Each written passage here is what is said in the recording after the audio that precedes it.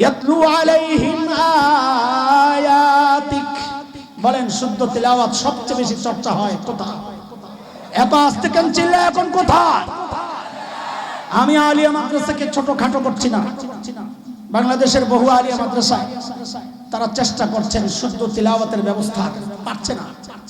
কারণ গোড়া দুর্বল, তৃণমূল পর্যায়ে ছড়ায়া ছিটায়া আমাদের মতো মক্তব মাদ্রাসা নাই।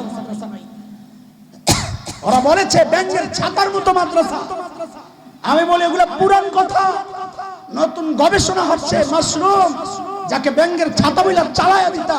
এই মাশরুম শরীরের জন্য ভিটামিন অনেক বেশি উপকারী। আমরা যদি ব্যাঙের ছাতা হই, সেই বিষাক্ত ব্যাঙের ছাতা না, আমরা হচ্ছি মাশরুম, এই জাতির জন্য সবচেয়ে উপকারী ভিটামিন খাদ্য। কথা কোন ঠিক কিনা? তোর জ্বলতে থাকুক, আমাদের মাশরুম চাষ চলতে থাকবে ইনশাআল্লাহ। তোদের জ্বালা জ্বলতে থাকুক।